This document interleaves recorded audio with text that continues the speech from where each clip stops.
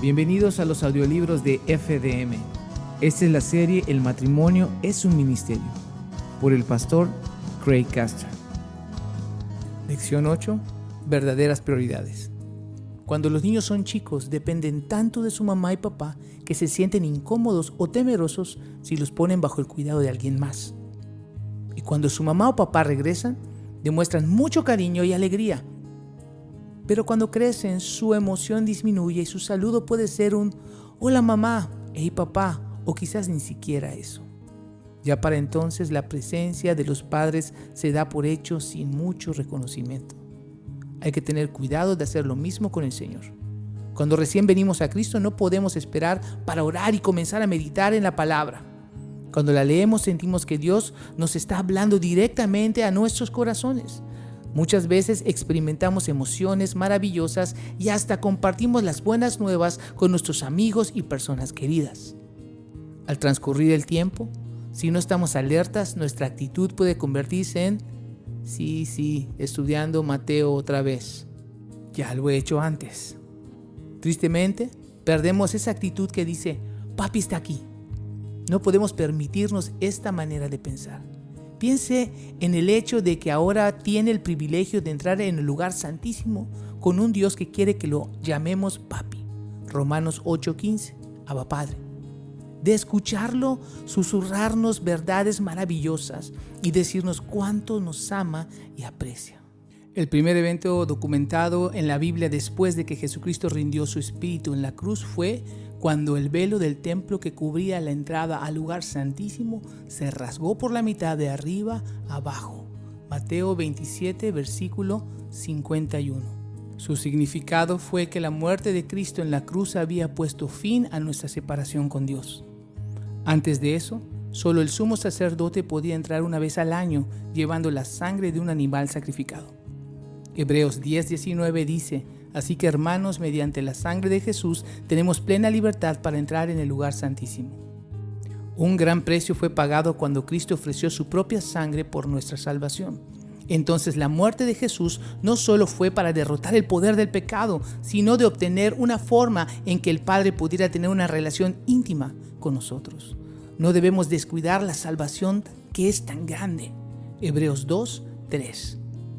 Para aquellos que tienen hijos adultos, qué bendición cuando ellos desean pasar tiempo con nosotros.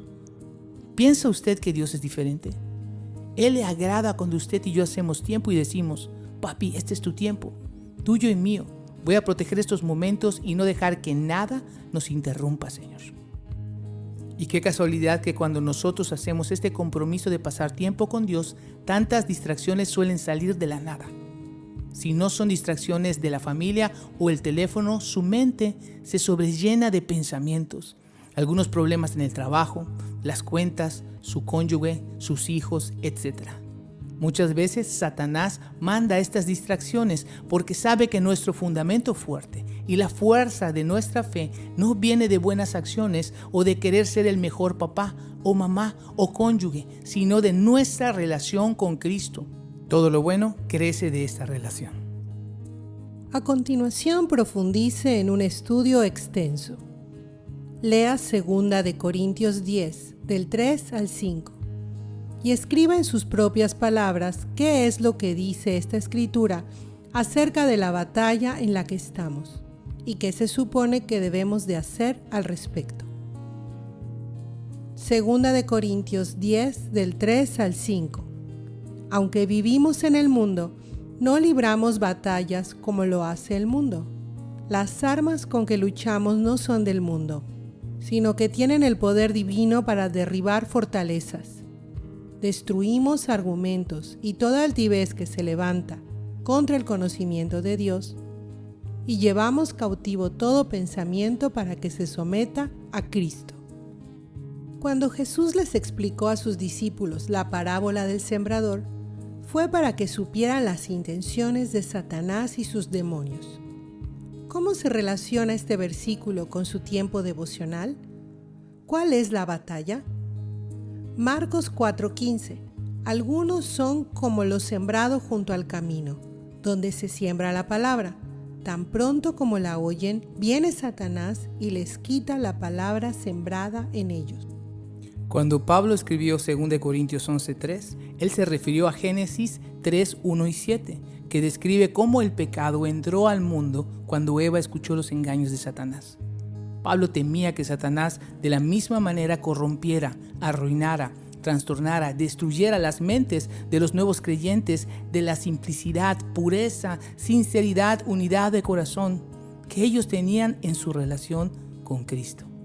2 Corintios 11:3. Pero me temo que, así como la serpiente con su astucia engañó a Eva, los pensamientos de ustedes sean desviados de un compromiso puro y sincero con Cristo.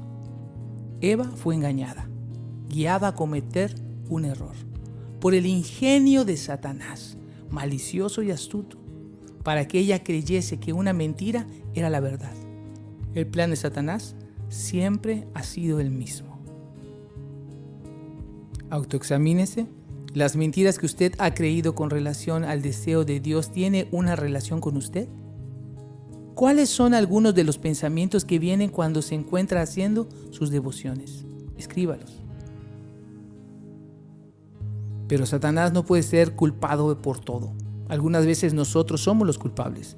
Cuando Jesús oraba en el Monte de los Olivos, enfrentando la posibilidad de la cruz, sus discípulos se durmieron en lugar de estar orando como Él se los había pedido. Jesús les había advertido acerca de la debilidad de la carne. Mateo 26:41. Estén alertas y oren para que no caigan en tentación. El espíritu está dispuesto, pero el cuerpo es débil. Jesús nos manda a estar alertas y orar, ya que el resultado es para nuestro propio bien, de no ser vencidos por la tentación o nuestra pereza. La oración es una disciplina esencial para que podamos pelear la batalla contra los pensamientos tales como: no tengo ganas de hacerlo, estoy cansado, no me interesa o no tengo tiempo. Debemos reemplazar la complacencia por la prioridad no negociable de buscar al Señor. A continuación profundizaremos en un estudio extenso. Escriba en sus propias palabras lo que estos versos le están instruyendo que haga. Primera de Pedro 5:8. Practiquen el dominio propio y manténganse alerta. Su enemigo, el diablo, ronda como león rugiente buscando a quien devorar. Efesios 6:11. Pónganse toda la armadura de Dios para que puedan hacer frente a las artimañas del diablo. Todo su éxito, incluyendo el poder para discipular como padre, proviene de una relación continua con Cristo. Marcos 4:34 dice: pero cuando estaba a solas con sus discípulos, les explicaba todo. Recibiremos iluminación y conocimiento de su palabra, así como el poder y la sabiduría que necesitamos como padres, siempre y cuando estemos pasando tiempo con Jesús, estudiando la Biblia y teniendo devocionales diariamente. Dios nos ama a todos por igual y anhela tener comunión con nosotros. No existe ningún libro sobre la crianza de los hijos que le dirá qué hacer en cada una de las situaciones que usted enfrentará.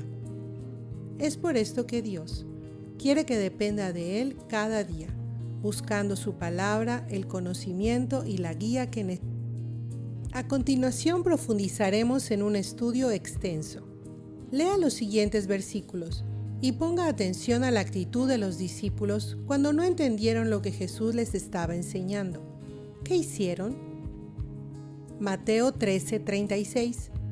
Una vez que se despidió de la multitud, entró en la casa, y se le acercaron sus discípulos y le pidieron: explícanos la parábola de la mala hierba del campo. Acuérdese que Dios siempre está esperando que vengamos a Él, buscando la sabiduría requerida para poder navegar la vida. Sabiendo esto, ¿cómo podemos estar tan ocupados como para no pasar tiempo con Dios? Siempre tenemos que guardar en mente evitar la tendencia de ser independientes o de tomar por hecho la bondad de Dios hacia nosotros. En 2 de Timoteo 2:15, Pablo escribe: procura con diligencia presentarte a Dios aprobado, como obrero que no tiene de qué avergonzarse, que maneja con precisión la palabra de verdad. ¿cómo se calificaría en su estudio bíblico? ¿Qué piensa que Dios quiere decir con la palabra avergonzarse? Plan de acción. Tome un momento para meditar en lo que acaba de leer y aprender. Y luego escriba una oración al Señor, pidiéndole que le ayude para poder seguir sus instrucciones. ¿Cuál es la exhortación de este verso? Segunda de Pedro 1:10. Por lo tanto, hermanos, esfuércense más todavía por asegurarse del llamado de Dios, que fue quien los eligió. Si hacen estas cosas, no caerán jamás. Obediencia es acción. El tercer ingrediente para edificar un fundamento fuerte es la decisión de actuar en base a lo que escuchamos o aprendemos de Dios. Lucas 6, versículos 47 al 48. Voy a decirles a quién se parece todo el que viene a mí y oye mis palabras y las pone en práctica. Se parece un hombre que, al construir una casa, cavó bien hondo y puso el cimiento sobre la roca, de manera que cuando vino una inundación, el torrente azotó aquella casa, pero no pudo ni siquiera hacerla tambalear, porque estaba bien construida. Debemos de tratar la Biblia, la palabra de Dios, como las palabras de Dios.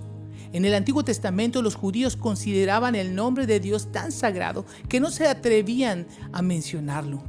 A usted se le considera justo solo por la gracia de Dios a través del sacrificio de Cristo Jesús, y Él está dando la presencia del Espíritu Santo para que sirva como un maestro y guía. Su parte es desear hacer su voluntad y responder con gratitud y obediencia. Si trata la palabra de Dios como que fuera sugerencia, entonces se encuentra escogiendo lo que mejor se adapte a su antojo. Eso no es sabio y no tendrá el éxito que viene al construir un fundamento fuerte. Lucas 14:33. De la misma manera, cualquiera de ustedes que no renuncie a todos sus bienes no puede ser mi discípulo. En este verso nos dice que diariamente debemos de alinear nuestras prioridades con la palabra de Dios, lo que pone su voluntad por encima de la nuestra. Hubo muchos que consideraron la enseñanza de Jesús difíciles de seguir, así que se alejaron de él. En estas lecciones encontrará instrucciones que son diferentes al modo en que usted está acostumbrado a hacer las cosas. Algunas podrían verse difíciles, pero acuérdese que por la gracia de Dios usted puede hacer su voluntad, no por su propia fuerza. Juan 6, 66 y 67. Desde entonces, muchos de sus discípulos le volvieron la espalda y ya no andaban con él. Así que Jesús les preguntó a los 12, ¿también ustedes quieren marcharse? Del mismo modo, algunas instrucciones en estas lecciones pueden ser diferentes de la forma en la que usted hace las cosas actualmente. Algunas incluso pueden parecer difíciles, pero por la gracia de Dios puede hacer su voluntad y no en sus propias fuerzas. Plan de acción. Escriba su compromiso de depender en Dios para que le dé la gracia y el poder necesario para desear y seguir sus instrucciones en la crianza de sus hijos. Tome un momento de su tiempo para considerar sus prioridades con Dios, su cónyuge, sus hijos, su trabajo, su iglesia, su tiempo libre. ¿Piensa usted que están en el orden correcto? Si no, escriba una oración en la que usted se comprometa a hacer un cambio. Dios comparte lo que siente respecto a nuestra prioridad. Primera de Timoteo 3, versículo 1 al 13. Se dice y es verdad que si alguno desea ser obispo o noble función aspira. Así que el obispo debe ser intachable, esposo de una sola mujer, moderado, sensato, respetable, hospitalario, capaz de enseñar. No debe de ser borracho ni pendenciero, ni amigo del dinero, sino amable y apacible. Debe gobernar bien su casa y hacer que sus hijos le obedezcan con el debido respeto, porque el que no sabe gobernar su propia familia, ¿cómo podrá cuidar de la iglesia de Dios? No debe de ser un recién convertido, no sea que se vuelva presuntuoso o caiga en la misma condenación en que cayó el diablo. Se requiere además de que hablen bien de él los que no pertenecen a la iglesia, para que no caiga en descrédito y en la trampa del diablo. Los diáconos igualmente deben de ser honorables, sinceros, no amigos del mundo, vino ni codiciosos de ganancias mal habidas. Deben guardar con una conciencia limpia las grandes verdades de la fe, que primero sean puestos a prueba y después, si no hay nada que reprocharles, que sirvan como diáconos. Asimismo, las esposas de los diáconos deben de ser honorables, no calumniadoras, sino moderadas y dignas de toda confianza. El diácono debe de ser esposo de una sola mujer y gobernar bien a sus hijos y su propia casa. Los que ejercen bien el diaconado se ganan un lugar de honor y adquieren mayor confianza para hablar de su fe en Cristo Jesús. Este pasaje aclara que su hogar debe de ser su prioridad para poder ser un buen ministro. Muchas familias se encuentran fuera de orden, más preocupadas por su tiempo libre, trabajo o hasta el servicio en la iglesia. Un autor dice acerca de este pasaje bíblico: Pablo indicó que la experiencia que el líder obtiene en el hogar desarrolla su compasión para cuidar de y atender la labor de la iglesia. El verbo gobernar, que apacente en él, versículo 4, es el desarrollo de la habilidad de dirigir su hogar con prerequisitos para ser usados en la iglesia. A continuación, autoexamínese. El hecho de que un pastor deba tener a su familia en orden para calificar como pastor, le hace capaz ante los ojos de Dios de ser un ejemplo para su congregación. Si usted asistiera a una iglesia y viera que el pastor tiene problemas con su familia y que no sabe cómo atenderlos, ¿respetaría su liderazgo? ¿Por qué? Génesis 18:19 dice: Yo lo he elegido para que instruya a sus hijos y a su familia, a fin de que se mantengan en el camino del Señor y pongan en práctica lo que es justo y recto. Así el Señor cumplirá lo que le ha prometido.